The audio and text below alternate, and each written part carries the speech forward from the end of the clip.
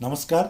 देश तथा विदेशबाट मेरो भिडियो कन्टेन्ट हेरिरहनुभएका सम्पूर्ण आदरणीय तथा प्रियजनहरूमा हार्दिक अभिवादन व्यक्त गर्न चाहन्छु र भिडियो अन्तिमसम्म हेरेर प्रतिक्रिया दिनुहुन पनि हार्दिक अनुरोध गर्दछु।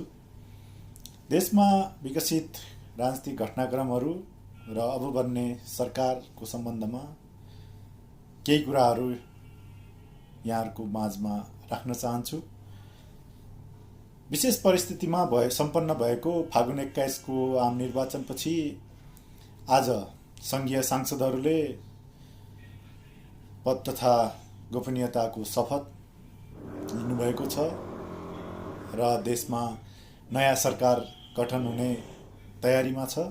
सम्भवतः भोलि राष्ट्रिय स्वतन्त्र पार्टीका संसदीय दलका नेता एवं राष्ट्रसभाका वरिष्ठ नेता बालेन्द्र शाहज्यूले प्रधानमन्त्रीको शपथ लिने तयारी छ र भोलि देशले नयाँ प्रधानमन्त्री पाइरहेको छ, नयाँ युवा प्रधानमन्त्री र त्यसमा पनि 2/3 जनमत सहितको सरकारको नेतृत्व गरिरहनु भएको छ, जो नेपाली वर्तमान राजनीतिका लागि एकदमै सुखद पक्ष हो।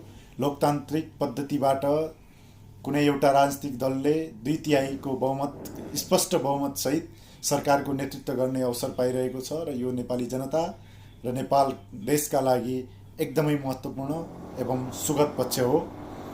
हामी आशावादी छौँ अब बन्ने सरकारले राजसभाको नेतृत्वमा बालेन शाह नेतृत्वको सरकारले जनअपेक्षा अनुसार कामहरू गर्नेछ।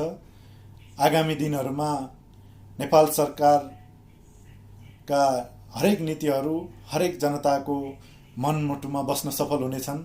बालेनजीको लोकप्रियता जस्तै अब उहाँहरूको कामले नेपाली जनताहरू मूल्याङ्कन गर्नेछन्।